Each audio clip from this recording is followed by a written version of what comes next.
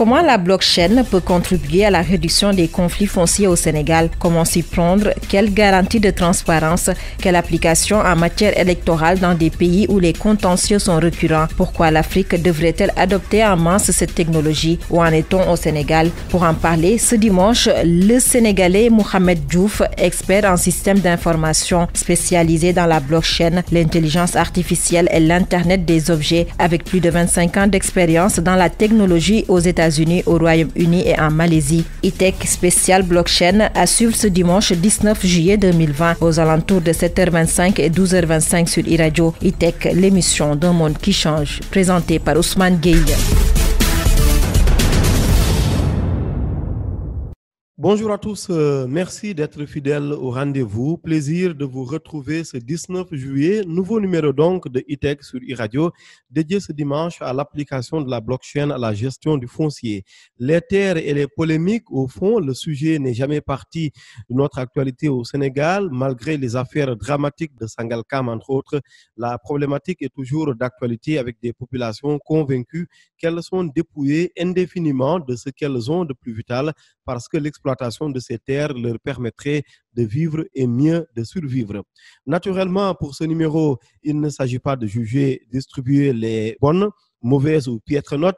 E-Tech est très loin de ces préoccupations puisque nous nous intéressons à la prévention de ces conflits par le moyen de la technologie, prévention de ces conflits, des conflits de toutes sortes d'ailleurs par le moyen de la technologie, conflits de toutes sortes, hélas, souvent meurtriers, parce qu'à côté de ces histoires de fonciers, les lendemains quelquefois tragiques, en tous les cas tendus en Afrique, lendemains d'élections qui font oublier que l'élection, pour paraphraser le théoricien et historien français de la démocratie Pierre Rosan Vallon, est une fête de la démocratie, des lendemains toujours inquiétants.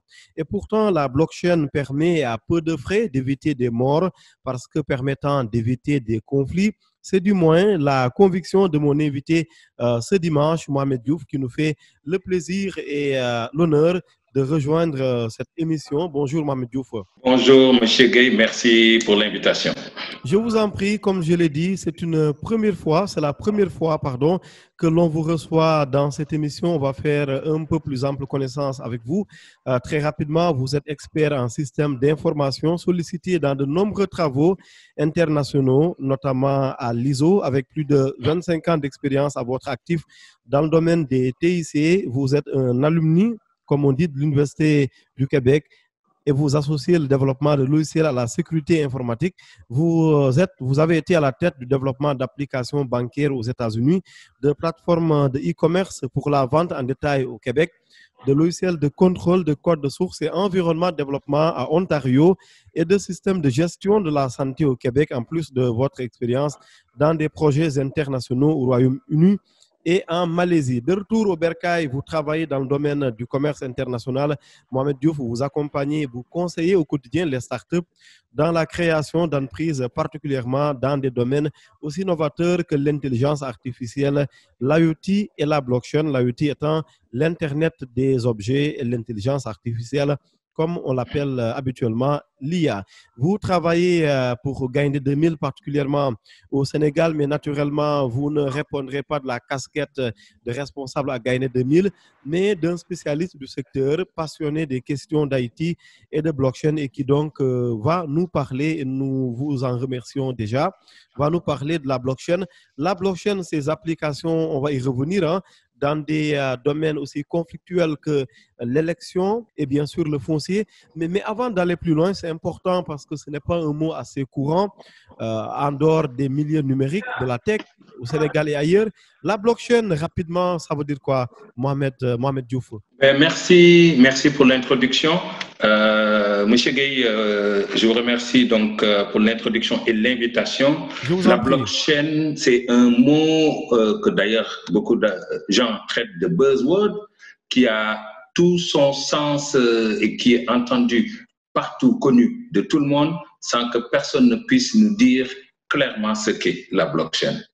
Il faut comprendre qu'en deux mots très simples, c'est un grand registre de transactions qui sont reliées entre elles pour former un bloc et ce bloc-là est conservé dans ce registre-là, comme je disais, pour se permettre de ne plus revenir à la transaction tout en garantissant la sécurité, c'est-à-dire l'immuabilité, la transparence aussi et la visibilité pour l'ensemble des acteurs qui sont autour de cette chaîne. En 2 mots, c'est ce registre-là qui permet de structurer et de conserver un ensemble d'informations sans aller dans les emballages techniques ou technologiques. On va y revenir très vite tout à l'heure lorsqu'on va développer un peu davantage. Mais actuellement, quand on parle de la blockchain, on en parle souvent parce qu'il y a les crypto-monnaies, et notamment la star des crypto-monnaies, je ne vous apprends rien, le Bitcoin. La blockchain, bien sûr, elle n'est pas que pour les crypto-monnaies. Elle sert dans bien des domaines, on va en reparler, le foncier. Mais la blockchain et les crypto-monnaies, pourquoi est-ce que ce couple marche tant? Déjà, dès qu'on parle de blockchain, effectivement, c'est la crypto-monnaie qui nous vient en tête et Bitcoin en particulier. Beaucoup de gens l'associent à un monde plus ou moins de sciences obscures, mais c'est une technologie qui pourrait certainement améliorer beaucoup de vies. Mais pourquoi il y a cette liaison blockchain crypto-monnaie? Il faut retourner à l'histoire de la blockchain. Oui. La blockchain a été pour la première fois théorisée par Satoshi Nakamoto, un Japonais, supposément, parce que jusqu'au jour où je vous parle, personne ne peut identifier cette personne qui a donné dans une revue Cyberpunk la définition de cette chaîne de blocs qui permettrait d'avoir une monnaie qui s'appelle Bitcoin, qui garantirait les mêmes privilèges qu'une monnaie fiduciaire, c'est-à-dire éviter la double dépense, s'assurer de la propriété, tout en gardant la traçabilité de l'information. Donc, historiquement, c'est dans cette première type d'application que la blockchain a été théorisée et ça fait que le couple ne se dissocie pas depuis cette première expérience, depuis ce white paper de Satoshi Nakamoto. Oui, blockchain rime très souvent avec crypto-monnaie. Est-ce que ça veut dire que peut-être qu'on n'en connaît pas l'utilité dans d'autres domaines? Est-ce que ça veut dire que l'enthousiasme quant à son utilité dans d'autres domaines manque, n'est pas vraiment au rendez-vous? Bon, encore une fois, il faut retourner à l'histoire de la blockchain. L'une des difficultés de la blockchain, c'est ce qui rend la blockchain très sécure. La blockchain est très sécure quand l'ensemble des personnes qui vous garantissent la fiabilité de l'information atteint un certain nombre. Dans certains contextes tels que la Bitcoin, on parle de mineurs, on parle d'autres cas, il y a l'Ethereum, il y a d'autres cas, mais on y reviendra un peu plus tard. Ce qu'il faut comprendre, quand je vous ai donné la première explication, c'est un registre. Donc, dans un registre, on peut écrire toutes sortes de transactions. Et ces transactions-là, une fois qu'on les a écrites, comme j'ai dit, elles sont infalsifiables et transparentes. Donc, tout domaine où il s'agirait de mettre en place une transaction serait propice à l'utilisation de la blockchain. L'exemple le plus patent aujourd'hui avec la deuxième génération de blockchain, parce que dès qu'on a quitté le Bitcoin, on est tombé très rapidement sur Ethereum, qui a été théorisé aussi par un jeune qui, à l'époque, avait moins de 20 ans, Vitalik. Et cette base a instauré ce qu'on appelle le smart contract. Et ce smart contract-là, c'est la capacité qui est donnée à un système d'exécuter une transaction sans l'intervention humaine et sans intermédiaire. L'application, et pour parler d'application, vu que c'est la question, l'application la plus simple de smart contract, c'est un contrat d'assurance. Les vols sont maintenant bloqués entre les pays. Le Sénégal vient d'ouvrir son espace aérien, mais prenons le cas où vous devez prendre un vol pour aller dans un pays tiers. Oui. Et vous avez un contrat avec, vous prenez une assurance qui dit que je dois être là-bas à 8 heures et s'il y a un retard, je tiens à être protégé. Et dans cette démarche, vous pourrez vous inscrire dans un contrat où l'assureur vous reverserait un certain montant s'il y avait un certain retard. Automatiquement, le smart contract, en connexion avec l'ensemble des acteurs du système, pourrait identifier s'il y a retard ou non. Ça pourrait être la tour de contrôle, ça pourrait être la compagnie aérienne, ça pourrait être d'autres personnes qui vont enregistrer le retard et dès que ce retard-là arrive, vous êtes rémunéré. Pourquoi c'est important?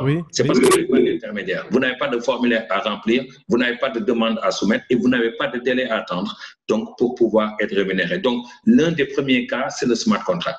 Mais bien entendu, dès qu'on parle de données, dès qu'on parle d'enregistrement, dès qu'on parle de registre, le domaine de la santé pourrait être un domaine par excellence.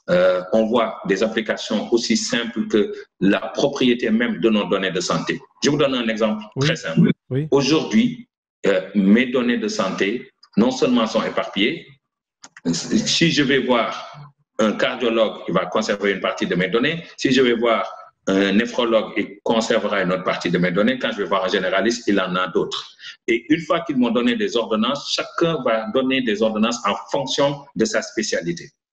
Imaginez un système où toutes mes données sont centralisées sous mon contrôle et je pourrais donner ou autoriser l'accès à ces données-là à un spécialiste ou un généraliste qui pourrait non seulement les consulter, y commenter pour ces informations et peut-être me donner une ordonnance que je pourrais appliquer et retourner directement à la pharmacie, autoriser la pharmacie à voir les médicaments et à me les donner. Pourquoi c'est important? Je vais juste finir sur une seconde. Pourquoi c'est important? Parce qu'il y aura une vision globale dans cette information-là. Oui, allez-y. Mais est-ce que pour cela, on a besoin de blockchain? Parce que c'est déjà le cas. On peut, vous et moi, partager un document via Gmail, par exemple, et vous modifier à votre tour. Je ne citerai peut-être pas de nom, mais on sait qu'il y a tellement de startups au Sénégal. Tenez, j'en cite peut-être deux. Ion avec Monsieur Gueye, Henri Gueye, et puis Adama Khan pour Dioko Santé, des startups qui permettent, par exemple, pour ce qui est de Ion, qui permettent d'avoir le dossier médical informatisé. Est-ce que si on a cela, on doit avoir de blockchain? Autrement dit, qu'est-ce que la blockchain apporterait comme plus-value? Excellente question. Déjà, il faut vous dire qu'il ne faut surtout pas faire une fixation sur la technologie et ce n'est pas la technologie qui est le médium. C'est-à-dire, je ne veux pas appliquer quelque chose et dire que c'est de la blockchain, ce n'est pas ça qui donne la valeur. Et dans ce sens, votre question est très pertinente. Dans le choix de l'outil que l'on utiliserait, ça peut être une base de données standard, ça peut être une base de données sous différentes formes non SQL, comme on dit chez les techniciens, ou d'autres formes. Là où la blockchain a toute son importance, c'est qu'une fois que l'information est stockée, elle est immuable. C'est-à-dire, on saurait le médicament qu'on m'a recommandé en 1972. Et aujourd'hui, on pourrait, à cause de cet historique-là, qui est assez bien conservé et sécurisé, je pourrais savoir, par exemple, si 20 ans ou 30 ans après, prenons le cas, ce qui arrive souvent aux États-Unis, quelqu'un se lève et dit tel médicament pose un problème et toutes les personnes qui l'ont prise doivent être soit surveillées ou des fois même rémunérées. Ce système-là pourrait le permettre avec la blockchain. La deuxième chose, ou la deuxième partie où la blockchain aurait toute son importance, c'est quand il s'agit de conserver cette information sans le donner à un individu en particulier. Et c'est là que ça devient intéressant parce que la blockchain, dans ce sens, évite à l'utilisateur de confier ses données à quelqu'un. C'est le système qui conserve ces données et la transparence qui est là-dedans permettrait d'identifier les personnes qui y ont accès et les moments où ils y ont accès. De très rapides questions, mais nous n'allons pas nous attarder, mais c'est important, très rapide question, Mohamed Diouf. Quand on parle de blockchain, d'accord, il y a bloc et chaîne, comme on dit souvent, mais après, c'est quoi? Est-ce que ça a une matérialité ou bien c'est juste de l'immatériel? C'est quoi au juste? Parce que comprenez un peu mon incompréhension, parce que quand on parle souvent de robots, on voit des machines qui s'avancent, qui reculent. Quand on parle de téléphone, on voit un téléphone. Quand on parle de réseau, on voit des barres. Mais quand on parle de blockchain, comment est-ce qu'on reconnaît que telle technologie relèverait de la blockchain, de la part, par exemple, d'un non-initié comme moi? Voilà, et comme je le disais tantôt, il ne faut pas épouser la technologie, il faut vivre avec la technologie. Pourquoi j'utilise ce terme? C'est que vous devez, si c'est fait avec la blockchain, vous devez voir les résultats de la blockchain, mais pas la blockchain, parce que c'est vrai que c'est immatériel, mais c'est aussi matériel. Pourquoi c'est matériel? Justement, l'un des plus grands problèmes de la blockchain réside dans sa capacité à conserver l'information, mais son défaut, c'est de conserver cette information sur 1 million ou 500 000 ou 1 milliard de nœuds. Ça veut dire que c'est matérialisé sur des machines stockées quelque part qui permettraient de retrouver cette information et de retrouver l'information la plus fiable à tout moment.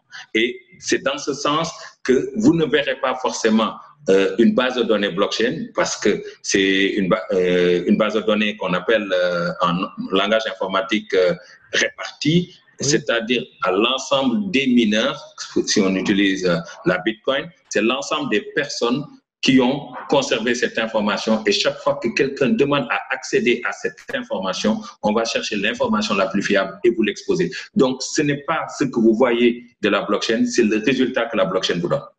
Oui, deux autres questions, parce qu'il nous faut régler un certain nombre de préalables. Hein. Comprenez que la blockchain n'est pas très courante comme technologie. Vous parlez de conservation des données.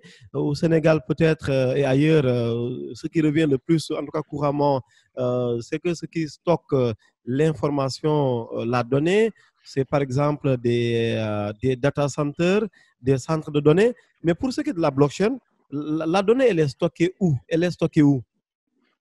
La donnée sur la blockchain, comme je dis, c'est sans intermédiaire, sans organisme central. Ça veut dire que la donnée est stockée sur l'ensemble des acteurs, chez l'ensemble des acteurs qui veulent utiliser la donnée. Autrement dit, chaque acteur aurait un bout, comme on le fait souvent avec les codes nucléaires, non? C'est un des cas possibles. Il y a des cas où chaque acteur aurait un bout. Mais il y a des cas le cas le plus répandu, c'est que l'ensemble des données est stocké dans l'ensemble des acteurs. Et en passant, il y a un paradigme et un modèle économique derrière. Quand on parle de Bitcoin encore, parce que c'est l'exemple le plus patent, on aurait pu parler d'autres modèles de consensus. Excusez-moi de faire une incursion très technique. On parle de modèles de consensus avec Proof of Work ou Proof of Stake. Dans le cas d'un Proof of Work, il est pertinent de noter que la personne qui trouve le code, parce que là, ça devient technique, pour pouvoir conserver l'information et la traiter adéquatement, il faut non seulement l'encrypter, le codifier et donner un numéro que cette information-là aura comme carte d'identité pour le reste de sa vie. Et pour trouver ce code-là, il y a des algorithmes mathématiques très poussés qu'il faut exécuter et trouver ce numéro-là. Et donc, celui qui le trouve est rémunéré et c'est celui-là qui va le conserver avec l'ensemble des autres. Et donc, le modèle s'auto-nourrit, c'est-à-dire une fois que vous avez lancé une blockchain, c'est la blockchain qui nourrit ses acteurs. On parle dans des cas de ICO, Initial Coin Offering, c'est-à-dire c'est de la monétisation qu'on donne. Par exemple, aujourd'hui, un Bitcoin coûte plus de 500 000 francs. Donc, on va donner, s'il y a une transaction d'un Bitcoin, on va donner, disons, 30 ou 40 000 à la personne qui garantit que la transaction se passe bien. Donc, pour revenir à vos deux premières questions, vous ne verrez pas la transaction comme telle chez un fournisseur de data center, mais la donnée est diffuse et conservée avec des algorithmes et calculée, sécurisée de telle manière que les autres ne puissent ni l'altérer, ni l'effacer, mais aussi pour garder tout l'historique en rémunérant les personnes qui travaillent sur cette blockchain. Et comment accéder à cette technologie? Comment on peut y accéder? Voilà, ça dépend du rôle que vous voulez voir. Il y a des gens qui vont jouer exclusivement le rôle de mineur. Le rôle de celui qui se fait rémunérer pour conserver la transaction est un mineur, entre guillemets. Lui, il va utiliser des machines. Et si vous allez dans certains pays, la Suède, le Canada, il y a des gens qui vont prendre 2-3 hectares. Au lieu de faire un champ agricole, ils vont faire un champ de mineurs. Ils mettent des machines là-bas qui vont toujours calculer et recevoir. Donc, si la personne, par un heureux hasard, avec l'ensemble des technologies mises en place, perçoit un Bitcoin par jour, il se permet donc de faire sa transaction et de faire son entreprise. Ça, c'est un des rôles. Oui. Toujours sur les questions préliminaires. Est-ce que ce n'est pas finalement encombrant comme technologie, puisqu'il faut chercher des terres, on reviendra sur les terres, le foncier notamment au Sénégal, puisqu'il faut avoir un grand espace où vont s'installer les mineurs. Est-ce que ce n'est pas une technologie finalement trop encombrante? Bon, il faut comprendre que aussi c'est vraiment une technologie que l'on ne dirait pas accessible pour certains types de transactions. Donc, pour le choix de votre transaction, je pense qu'il y a des processus de sélection pour dire quelle est la technologie la meilleure. La blockchain, comme vous le dites, n'est pas la solution idéale pour quelqu'un qui a un petit cabinet dentaire et qui veut conserver ses factures. Il faut s'entendre. Il y a Excel, il y a la base de données, il y a des applications spéciales, etc. La blockchain, c'est pour quelque chose qui conserve une très grande valeur. Au Botswana, par exemple, on utilise la blockchain pour faire la traçabilité du diamant. Oui. Il y a eu Libéria et Sierra Leone aussi, traçabilité du diamant. Des exemples aussi simples aussi peuvent être utilisés. J'ai appris récemment qu'il y a la block Mango, pour la mangue africaine, ouest africaine, qui permet de suivre l'itinéraire. Donc, pour revenir à votre question, ce n'est pas une technologie facile d'accès, mais vous n'êtes pas obligé pour l'utilisation d'avoir tout ce mécanisme, parce qu'il y a des gens qui ont leur mécanisme et qui peuvent vous permettre d'exploiter la blockchain sans pour autant avoir toutes ces installations, et ce serait transparent pour vous, ce niveau de transaction-là. Je vais reprendre l'argument classique des banques, ou en tous les cas de certaines banques, qui disent que nous ne faisons pas confiance au Bitcoin parce que, évidemment, les Bitcoins, ça marche avec la blockchain. Et on sait que pour ce qui est des Bitcoins, la blockchain fait office de banque centrale. Autrement dit, on n'a pas un régulateur, mais plutôt on a la blockchain où les acteurs s'auto-régulent entre eux. Le fait que des tiers ne puissent pas regarder et contrôler ce qui se passe. Est-ce que cette opacité ne favoriserait pas, je reprends bien sûr peut-être certaines idées reçues, mais ne favoriserait pas par exemple le financement du terrorisme entre autres? C'est une grande possibilité. Effectivement, sur la blockchain, il y a cette capacité de pouvoir transiger sans organisme central, sans régulateur forcément. Par contre, il y a une certaine transparence sur l'ensemble des transactions. Moi, je ne sais pas aujourd'hui, à cause du secret bancaire, parce qu'on pourrait leur opposer ça, l'ensemble des transactions que M. Ousmane Gueye a pu faire l'année dernière. Alors que sur la blockchain, on aurait cette capacité et cette facilité.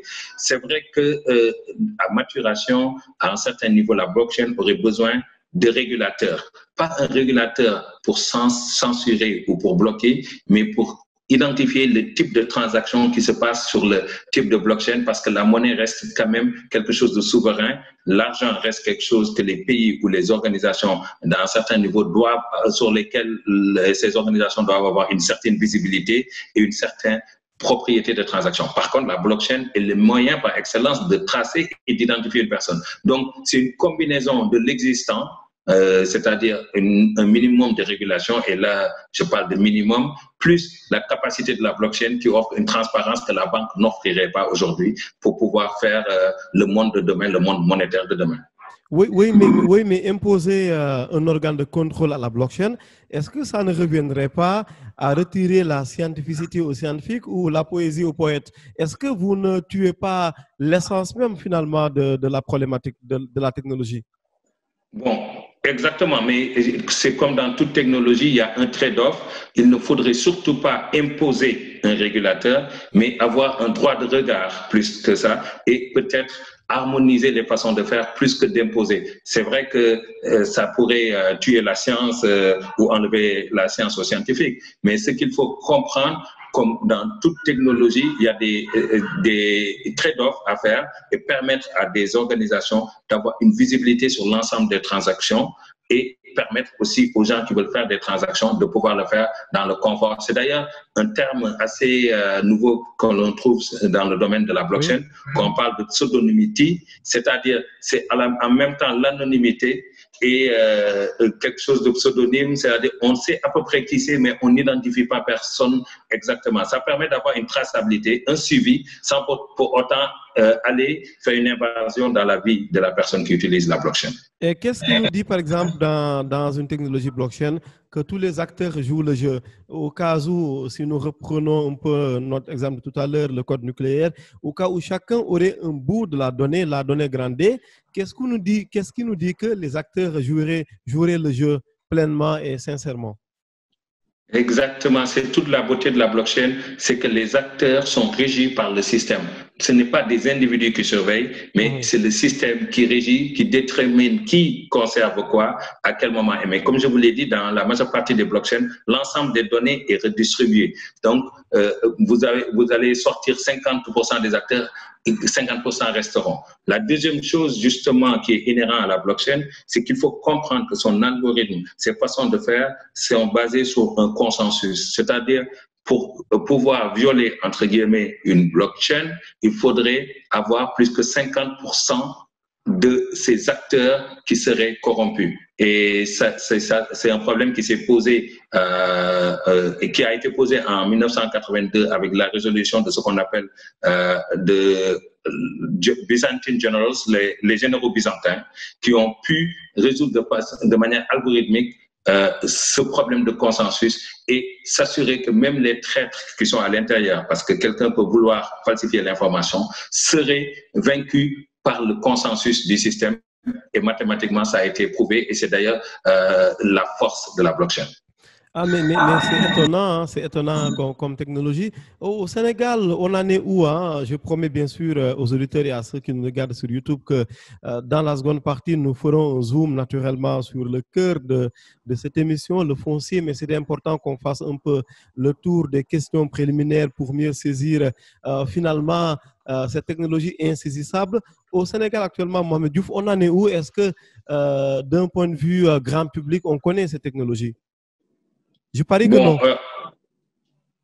Point de vue grand public, je pense que ce n'est pas encore là. Tout le monde peut-être en a entendu parler une fois ou deux. Entre ça et l'utilisation, je pense qu'il y a un grand pas et réellement l'utilisation se fait attendre. Pourquoi ça se fait attendre? Je pense que vous l'avez très bien campé quand vous dites que c'est une technologie pas très facile à aborder. C'est une technologie qui demande un soubassement avec des infrastructures. On parlait tantôt d'un grand terrain des mineurs, même si ce n'est pas direct, il faut faire vivre cette technologie. Et d'ailleurs, dans la blockchain, un des plus gros problèmes qu'on a, c'est un problème d'énergie. Pourquoi c'est un problème d'énergie? Parce que pour faire trouver un code, s'il y a 1 million de personnes qui le testent, pendant 30 secondes, c'est 1 million fois 30 secondes de CPU de consommer avec toute cette chaleur-là. Les gens commencent à se poser la question, est-ce que c'est rentable? Est-ce que c'est environnemental?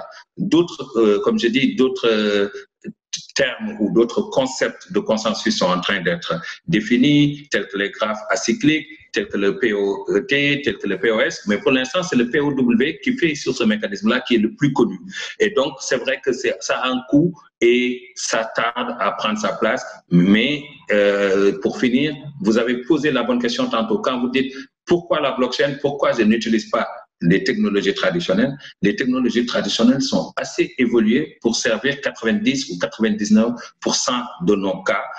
Les cas que je vois qui sont à très grand usage, et je saute presque dans le sujet, c'est les cas où on traite un objet de très grande valeur et où on demande un niveau de fiabilité presque à 100%. Et par exemple, le cas du cadastre ou de biens immobiliers, du diamant, là vraiment, c'est des applications qui en valent la peine. Et si ça touche la sécurité d'un pays, soit de l'information en particulier ou le vote, là aussi, ça en vaudra la peine. Mohamed Diouf, expert en système d'information dans de nombreux travaux internationaux avec plus de 25 ans d'expérience dans les domaines des TIC dans 3 pays au moins, les États-Unis, le Québec, au Québec donc, et bien sûr en Malaisie, donc les États-Unis, le Québec et la Malaisie. Et notre invité ce dimanche sur e-radio, nous parlons blockchain. Blockchain, un seul mot, mais un mot pluriel en quelque sorte, parce que c'est une technologie qu'on peut appliquer, qu'on applique, parce que c'est le cas, c'est effectif, dans plusieurs domaines comme l'agriculture, mais globalement et principalement comme l'élection, le système électoral, comme aussi la santé et le foncier. Mohamed Diouf, notre invité ce dimanche sur e-radio. Nous marquons une pause d'à peu près 25 minutes comme les 25 ans d'expérience de mon invité et nous nous retrouvons tout juste après. E-Tech, Ousmane Gueye sur e-Radio.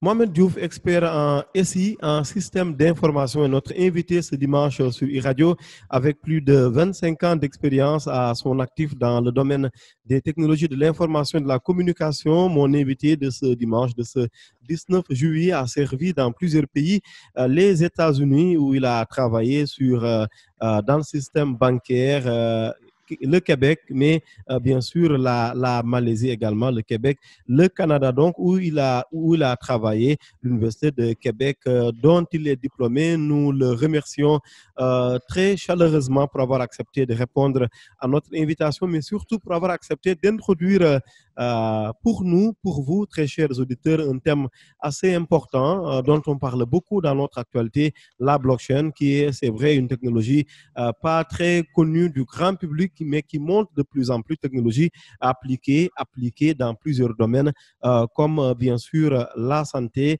l'agriculture, l'élection, que ce soit l'élection présidentielle, les élections législatives ou autres, mais l'élection globalement partout dans le monde, cette élection qui doit être, comme on citait Pierre Rosan Vallon, comme on citait Pierre Rosan Vallon, qui doit être donc la fête de la démocratie. Nous allons maintenant parler foncier. Je sais que nous vous avons fait attendre, mais c'était important que nous fassions une large introduction à cette technologie qui n'est pas très, très courante. Nous l'avons dit, la blockchain et le foncier, Mohamed, le sujet tombe à pic. Nous y sommes au Sénégal avec une actualité presque illustrée, bousculée, chamboulée par des polémiques foncières quasiment tous les jours.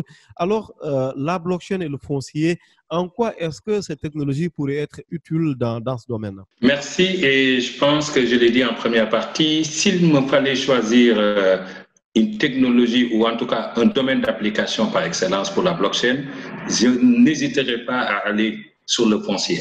Pourquoi? Oui. La valeur qui est transigée est d'une importance capitale.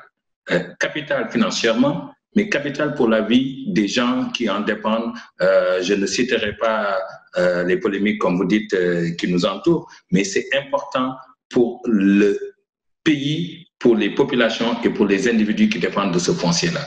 Je prends déjà deux exemples qui sont très utiles pour la blockchain à travers le monde. Je vais faire l'Asie et retourner en Amérique. Si on parle d'Haryana en Inde, ils ont utilisé la blockchain pour traiter des micro-champs et permettre à chaque personne d'utiliser non seulement le champ à un moment particulier, mais d'utiliser ce champ-là et faire des rotations. Donc, vous verrez que dans un cas comme ça, on pourrait presque régler le problème de l'élevage et de l'agriculture. Il pourrait même, dans un certain temps, en utilisant les smart contracts et la blockchain, pouvoir dire que le champ appartient à Mor Diouf durant la saison des pluies, et durant la saison sèche, c'est Aliou Sow qui est éleveur qui pourrait y revenir, et ce serait automatiquement géré et chacun saurait à quel moment il a accès à son champ, et ça pourrait nous permettre des fois de résoudre ce type de problème-là. L'autre cas qui est arrivé, c'est après 2010, après un tremblement de terre dévastateur en Haïti, les repères se sont perdus et c'est des zones très éloignées où le traçage n'était pas clair et le retour des gens a été très compliqué.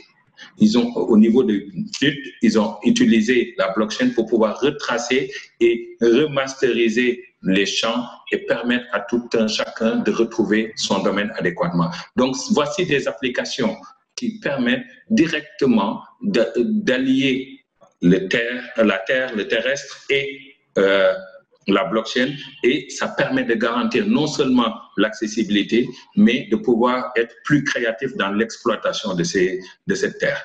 Maintenant appliqué au cas du Sénégal concrètement, en quoi la blockchain pourrait aider à une meilleure gestion foncière? Prenons par exemple le cas d'un village. On arrive dans un village, on veut sécuriser le foncier, on veut une très bonne gestion foncière. L'autorité, elle doit procéder comment? Merci d'être très concret sur cet aspect des choses, pour qu'on vous comprenne, pour qu'on vous saisisse. Parfait. Bon, ça veut dire que j'ai été un peu technique, mais je reviendrai pour être très, très concret, très pratique. Non, ça a été clair, je vous rassure, mais ça peut avoir une meilleure clarté. Voilà, donc je vais m'y évertuer. Donc, ce qu'il faut comprendre, l'exemple le plus probant, c'est ce que Bitland, une société, fait au Ghana. Oui. Et ce qu'ils font à leur arrivée, justement, c'est de pouvoir retourner au cadastre, de prendre les positions géolocalisées et de définir des zones. Et chaque zone devient un asset ou un actif. Et cet actif-là, on le donne à la propriété à un individu ou à une communauté qui pourrait exploiter ça. Ce qui fait que pour que quelqu'un puisse réexploiter ou l'utiliser autrement, il faudrait qu'il ait une autorisation de la personne qui détient ce carré-là ou ce triangle-là bien identifié pour pouvoir le faire. Et quand il y a arbitrage, quand il y a un problème, on n'est pas obligé de retourner dans un cadastre où il faudrait retrouver les documents, ou même si c'est référencé de manière géomatique. Oui. Là, tout le monde a la visibilité. On peut demander, l'état des droits réels se fait en fait en 2 mots. L'état des droits réels est visible à tout le monde et chacun, sur un clic de bouton, peut avoir l'état des droits réels d'un terrain et l'historique de la propriété et tous les moments et l'usage qui a été fait de cette propriété. Ça réglerait déjà la classification. On pourrait parler de terres agricoles, de résidentielles, de commerciales, d'industrielles. Déjà, ce serait réglé. Mais en plus de ça, ce serait réglé pour savoir qui a le droit de l'utiliser et à quel moment cette personne a le droit de l'utiliser. Et si ça appartient au domaine national, on saura que ça appartient au domaine national. On attendrait que l'autorité en place puisse déjà l'attribuer. Mais l'autorité en tant que telle est un des acteurs, c'est-à-dire il est propriétaire terrien comme n'importe qui. Donc, ce serait autorité, granger comme gouvernement ou nation qui détiendrait le bien et ce bien-là pourrait être redistribué, loué, donc un bail pourrait avoir une durée et un contrat automatique. Si le bail termine, vous avez terminé votre usage, on peut l'octroyer à quelqu'un. Donc, au niveau de la gestion, les administrateurs pourraient savoir les baux qui viennent à échéance maintenant. Ils peuvent savoir à qui appartient si c'est un TF et toute transaction serait non seulement visible et tout usage serait visible. Donc, on parlerait au-delà de la propriété et de la transaction, mais de la visibilité de l'usage que l'on peut faire sur le terrain. Est-ce que ça peut être, par exemple, des données auxquelles tout le monde peut avoir accès? Quand je dis tout le monde, c'est les acteurs concernés, l'ensemble des acteurs concernés. Autrement dit, est-ce que pour du foncier qui serait situé à Saint-Louis, à Dias ou à Tivaouane, est-ce qu'on peut déjà à Dakar avoir un regard, un contrôle sur ces terres-là? La notion de base, l'une des notions de base de la blockchain, c'est la transparence. Effectivement, ce serait disponible sur un site. Vous rentrez, vous tapez le code ou l'identification, ou vous tapez un point géolocalisé, on vous dit il est dans le terrain de Monsieur X qui l'a acquis à tel moment sans aucun problème. Oui, mais tout cela est bien sûr important. Mais le fait que ça ne soit pas utilisé, en tout cas à grande échelle, ou utilisé simplement au Sénégal, selon mes informations, ça relève de quoi? Qu'est-ce qu'il expliquerait? On ne connaît pas la technologie, il y a un manque d'intérêt, elle intimide, elle fait peur. C'est quoi le souci? Bon, je vais m'aventurer à une explication. Je pense que c'est quand même, comme on a essayé de le dire dans la première partie, c'est pas une technologie très abordable. Elle est très jeune. On parle de 2008. Si on parle de base de données, on parle des années 70 ou même des années 50. Les répertoires de données tels qu'elles existaient ont évolué et on a gagné en confiance, on a gagné en maîtrise. Et justement, la blockchain a un grand défaut. On l'a souvent lié au dark web, à la Bitcoin et à ces choses-là. Donc, nos gouvernants vont prendre quand même le temps et je pense que ce serait injuste de leur demander aussi subrepticement, aussi rapidement de sauter dans une technologie pas encore maîtrisée. Mais je pense qu'il y a lieu de s'y attarder, de prendre un peu plus d'attention et de regarder la faisabilité, mais surtout de faire comme beaucoup de personnes font, c'est-à-dire de prendre des domaines assez bien connus. Je me permettrai peut-être de dire les DAC qui sont là, de dire on va la mettre sur une blockchain et on saura qui aura accès à cette DAC-là, quels sont les jeunes qui doivent cultiver. Tu cultives telle période, je cultive l'autre période, les éleveurs pourront passer, on pourra changer on saura quand faire reposer la Terre, on pourrait avoir un suivi beaucoup plus intelligent avec la capacité de l'intégrer au mobile de la personne pour lui dire à partir de lundi, tu peux aller sur ce lopin de terre-là et quand tu t'y positionneras, ton téléphone te dira tu es bien arrivé et tu pourras faire ce que tu as à faire. Donc, c'est vrai que ce n'est pas encore utilisé à grande échelle, mais il faut quand même laisser le temps au temps et que cette technologie, je ne dirais pas qu'elle fasse ses preuves, mais qu'elle soit un peu mieux domptée et mieux contrôlée pour pouvoir l'exécuter. Vous parlez d'utilisation à grande échelle. Est-ce qu'il y a une utilisation ne serait-ce qu'à 0,0001% au Sénégal de la blockchain? À ma connaissance, non. Les pays les plus avancés sur la blockchain en Afrique, je donne l'exemple du Ghana, oui. Le Kenya est assez avancé, le Maroc fait quelques pas, l'Afrique du Sud, le Botswana, ils travaillent énormément dessus. Le pays par excellence sur ces technologies à la blockchain reste l'Estonie, que vous connaissez très bien, qui utilise la blockchain pour que je connais de nom. Mais très bien. De nom et pour avoir je vous ai suivi sur des reportages que vous avez fait. Effectivement, même si de nom, vous le maîtrisez assez sur la technologie, qui utilise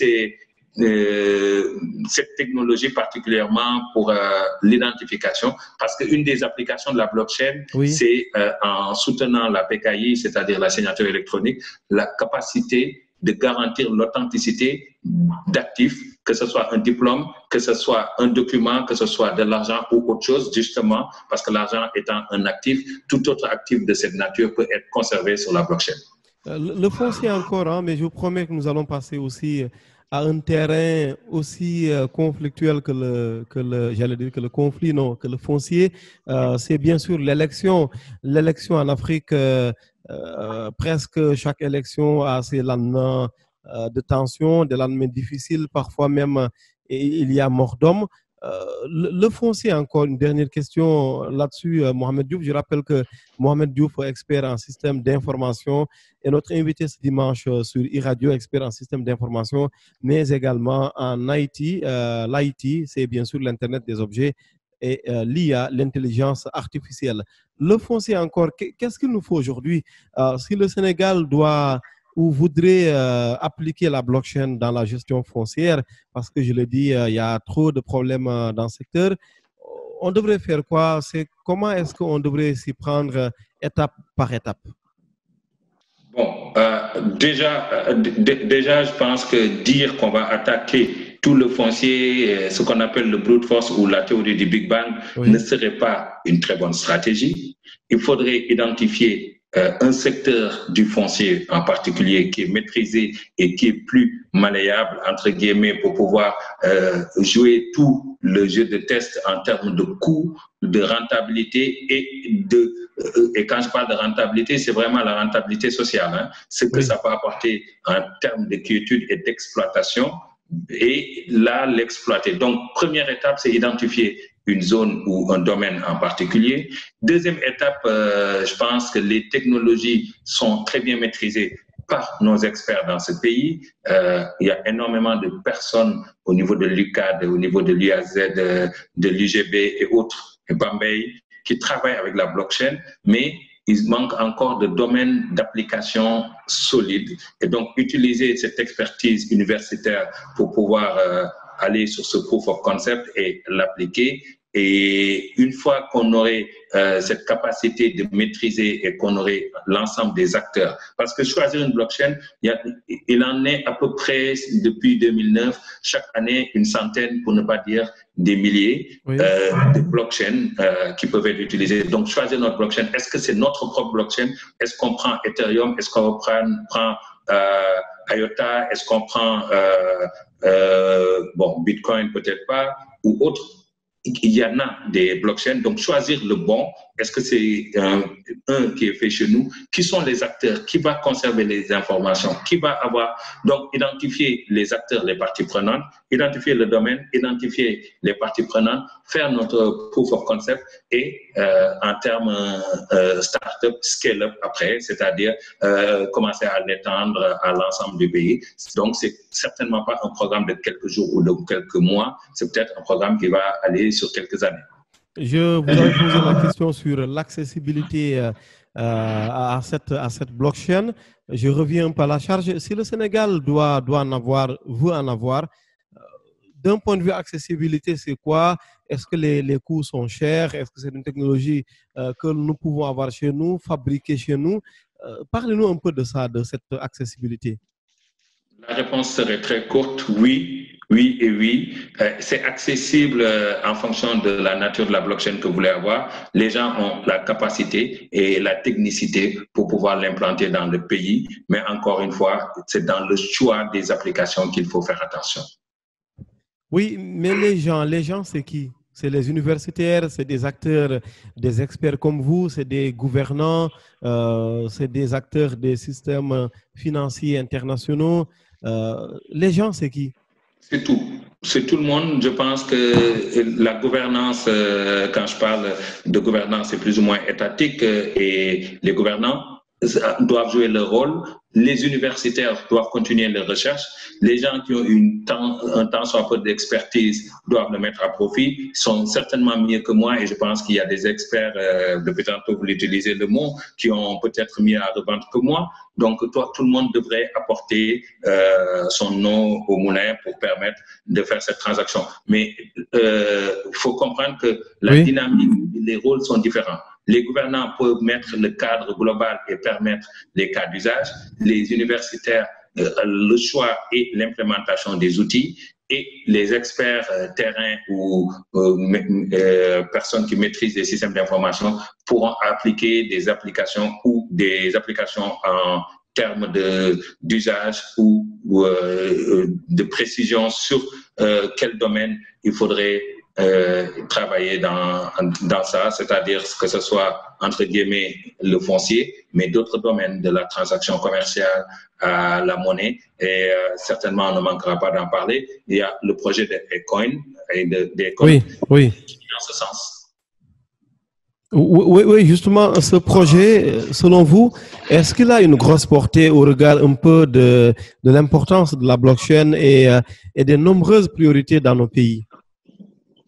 Effectivement, le projet peut avoir une bonne portée du fait du porteur, justement, parce que tout le monde parle de blockchain parce qu'on parle d'Econ. Donc, même si je pense qu'il y a des parties à retravailler pour être plus pratique sur le terrain, parce qu'on n'ira pas jusqu'à dire que dans cette zone-là, la seule monnaie disponible serait des Ecoin et tout se fait sur la base des Ecoin. Il y aura une transition ou une transaction avec le reste du monde qu'il va falloir gérer. Et est-ce que quelqu'un qui habite là-bas, quand il va sortir, il va retirer des Ecoin dans un guichet d'une banque de la place? C'est un travail quand même qui, je pense, va falloir faire attention. Mais comme concept, comme couveuse et capacité d'exploiter et d'intégration, parce que la beauté de ce type de projet, c'est qu'il y a une intégration totale sur la blockchain, de l'IoT, c'est-à-dire les feux, celui qui te vend de l'essence, celui qui te vend un repas au restaurant, ils sont tous intégrés avec un système de blockchain. Là, c'est intéressant. Par contre, il y aura un déphasage avec le reste du monde, donc il va falloir faire un travail d'intégration, mais en tant que proof of concept, en tant qu'environnement pour pouvoir explorer ça, c'est très, très, très prometteur comme projet. Mohamed Diouf, expert en système d'information, expert en tout ce qui est plateforme e-commerce pour la vente en détail, expert en logiciel de contrôle de code source et environnement de développement et expert en IoT, en intelligence artificielle et ça tombe bien aujourd'hui en blockchain est notre invité ce dimanche sur e-radio. Nous allons consacrer, Mohamed, les dernières minutes de ce numéro d'e-tech de ce 19 juillet 2020. Nous allons consacrer un peu le reste de ces minutes à l'application de la blockchain dans un domaine tout aussi important, je l'ai dit, c'est l'élection, c'est le système électoral. En quoi est-ce qu'aujourd'hui l'application d'une telle technologie dans ce domaine, pourrait être utile et aider à la réduction, là aussi, de ces différentes tensions post-électorales, pré- et post-électorales? Bon, au niveau pré, je pense que j'aurai peut-être un peu plus de recherche à faire. Je peux parler par contre de post, et de pendant et de post. L'utilité de la blockchain permet non seulement d'avoir un identifiant, et si vous vous souvenez, dès le début de votre interview, on a parlé d'un registre d'actifs avec des propriétaires. Oui. Et si on l'applique dans le domaine des élections, ça veut dire qu'au moment de l'élection, je détiens un jeton qui m'appartient et qui est lié à Mohamed Diouf. Et ce jeton-là, je peux l'utiliser à n'importe quel moment, de n'importe où, tant qu'on peut m'identifier. Et à partir du moment où je l'ai utilisé, je ne peux plus revenir et personne ne peut plus rien y faire. Donc, si vous comprenez ça, vous allez déjà comprendre que le vote sera plus facile à exécuter parce que j'ai mon jeton, je le mets là où je veux. Deuxièmement, ce jeton-là, personne ne peut falsifier et dès que je vote, tout le monde verra que j'ai bien voté. Maintenant, on peut cacher pour qui j'ai voté, mais on saura que j'ai voté et que je ne peux plus revenir voter. Et c'est là que, quand on parle de blockchain, le premier principe que Satoshi a voulu traiter, c'est la double dépense. C'est-à-dire, si vous avez 1 franc, vous ne pouvez pas acheter 2 choses à 1 franc avec 1 franc. Et donc, ce vote-là, cette double dépense-là serait résolue. Personne ne pourrait voter une seconde fois. Et on sait qui a voté et c'est la seule personne habilitée à être votée. Bien entendu, il faut le coupler avec des capacités de reconnaissance, des capacités d'identification. Mais une fois que ce préalable-là est fait, on est assuré de pouvoir voter. Et le grand avantage, c'est qu'on sait dès que vous avez voté à tout moment, si tout le monde avait voté, tout le Sénégal avait voté par exemple à 10h, à 10h01, on pourrait proclamer les résultats parce qu'on aurait la visibilité sur cette information. Et à votre avis, il nous faut combien de temps, combien d'années pour qu'on se réveille un peu dans le Sénégal? Bon, celle-là aussi, je pense que c'est une question de gouvernance et de fiabilité ou de confiance à la fiabilité des systèmes. Je pense que les gens doivent essayer et encore une fois, de la même manière que je disais dans le domaine du foncier, peut-être qu'on pourrait prendre des élections qui ne sont pas de telle envergure, que ce soit syndicale, que ce soit peut-être un type d'élection, que ce soit municipal, peut-être, pouvoir essayer, ou dans certaines zones, l'essayer, amener le système à maturité, résoudre des problèmes qui sont les nôtres. Parce que dire à un Mohamed Diouf de Diofior, qui a certes peut-être un téléphone mobile, tu vas voter de manière électronique, ça peut amener ces challenges. Donc, il faut qu'on résolve ce type de challenge-là avant. C'est pas la technologie qui est un blocage, c'est les préalables vers cette technologie qui vont être des blocages. Les préalables au niveau de la loi, les préalables au niveau de la gouvernance et les préalables au niveau du terrain et des capacités des gens qui utilisent la technologie. Oui, mais l'un des préalables à tous ces préalables, c'est que ce n'est même pas encore un débat ou un débat au Sénégal. On ne parle pas de la blockchain, à part peut-être entre start-upers, à part entre acteurs de l'écosystème numérique. En dehors de ces acteurs, la blockchain, elle n'existe pas. Certainement qu'elle va exister à partir d'aujourd'hui, le 19, parce que vous en parlez et d'autres vont en parler et certainement nous pourrons être interpellés et nous les référerons à des gens qui ont toute l'expertise du côté universitaire ou des gens qui ont vraiment l'expertise, parce que je vous entends souvent utiliser le mot expert. Et bon, peut-être que je ne suis pas expert de tout ça, je suis assez curieux pour être dans tout ça, mais peut-être pas expert. Et donc certainement, on pourrait nous-mêmes être évangélistes dans ce sens, parce que c'est le mot technique que l'on utilise sans connotation religieuse. Et donc, évangéliste dans ce domaine, et ce que vous faites est un grand pas pour ça, parce que ça permet de démocratiser la connaissance et d'en discuter et d'amener les débats et de poser des questions peut-être, et les gens se réveilleront pour aller dans la bonne direction. Par 2 fois, vous avez parlé du monde académique. Est-ce que la blockchain est dans nos programmes de formation, les contenus des enseignements au Sénégal?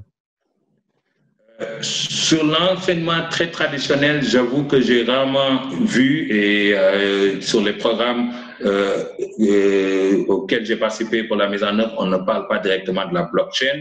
Oui. Par contre, j'ai eu à intervenir dans des institutions d'enseignement privées ou même publiques, au PSEJ, pour parler de la blockchain. Dans le domaine des startups, les gens commencent à le regarder. Et encore une fois, ce que je leur dis, ne dites pas qu'il me faut la blockchain. Regardez la blockchain et regardez si c'est pertinent. Pour revenir au monde académique, je pense que ça ne bouge pas à la vitesse de la technologie et c'est encore normal parce qu'ils vont enseigner les fondements, ils vont enseigner beaucoup de choses qui permettent de mieux comprendre la blockchain, mais de là à dire que la blockchain en tant que cours est dans le domaine académique public, je n'en ai pas conscience. Oui, est-ce que d'ailleurs nous avons un enseignement, disons l'enseignement de la blockchain dans une école à Dakar? Est-ce qu'il y en a une seule? À ma connaissance. Par contre, je sais qu'au niveau qu'on appelle graduate, c'est-à-dire master et doctorat, il y a énormément de doctorants ou des maîtrisards qui vont essayer de faire des applications sur la blockchain. Ça, je l'ai vu. Mais un cours théorique basé sur la blockchain, c'est peut-être, et j'avoue que c'est pas moi qui fais les programmes, donc certainement les universitaires pourraient donner des exemples, mais moi, j'en ai pas. Vous qui rencontrez régulièrement des officiels dans des panels, par exemple, est-ce que du côté étatique, c'est une expression, c'est un mot, pardon, blockchain, qui revient souvent dans la bouche des officiels? Il y a effectivement beaucoup de curiosité, beaucoup de demandes de compréhension, mais il faut comprendre aussi que les officiels ne sont pas forcément tous techniques. Donc, il y a une longue courbe d'apprentissage entre une technologie qui est née il y a une dizaine d'années et l'apprentissage et la connaissance dans le domaine et l'application dans le domaine public. Je pense qu'il y a encore un petit chemin à faire. Un dernier mot, le rôle de quelqu'un comme vous, Mohamed Diouf, qui s'y connaît en blockchain, votre rôle un peu dans la vulgarisation de cette technologie au Sénégal?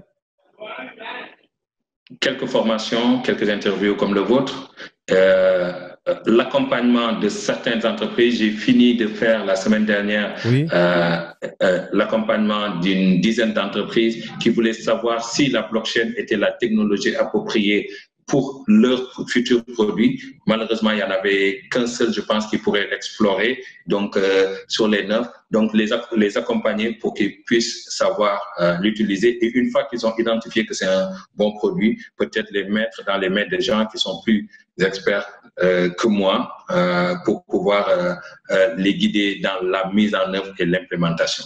On dit d'Alex Corentin, spécialiste télécom, que l'on salue d'ailleurs au passage, qu'il est l'ancêtre d'Internet au Sénégal. On pourrait dire de vous que vous êtes l'ancêtre de la blockchain chez nous? Surtout pas, surtout pas. Je pense qu'il y a énormément, je ne voudrais même pas nommer pour ne pas me tromper, mais j'ai énormément de personnes avec qui je parle de blockchain et que je pense qu'ils sont beaucoup plus outillés que moi. C'est peut-être que je suis un peu plus expansif qu'eux, mais non, surtout pas, surtout pas. Merci Mohamed Diouf. À très bientôt.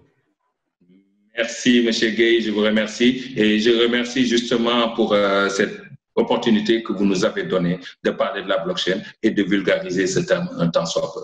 Je vous en prie, c'est nous qui vous remercions pour cette large introduction sur la blockchain. Naturellement, nous allons y revenir, Inch'Allah, sur e-radio parce que ce n'est pas avec dans un seul numéro que l'on pourrait épuiser cette technologie, ce thème insaisissable. Nous l'avons dit, Mohamed Diouf, expert en SI, système d'information, qui a travaillé dans de nombreux pays avec plus de 25 ans d'expérience dans les TIC.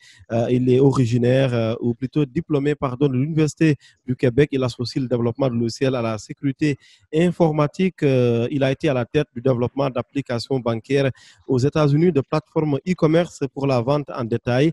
Au Canada, de logiciels de contrôle de code de source et environnement de développement à Ontario et de systèmes de gestion de la santé au Québec, en plus de son expérience dans des projets internationaux au Royaume-Uni et en Malaisie. Mohamed Diouf intervient très régulièrement dans l'accompagnement de startups au Sénégal et bien sûr en dehors de nos frontières. Merci infiniment à vous, Mohamed Diouf. Je rappelle indique et précise que cette émission peut être suivie sur Internet, sur YouTube, tout en image avec Mohamed Diouf qui nous a fait le plaisir de parler de blockchain avec nous ce dimanche 19 juillet 2020 sur e-radio. Merci infiniment d'avoir suivi. Excellent dimanche, excellente semaine.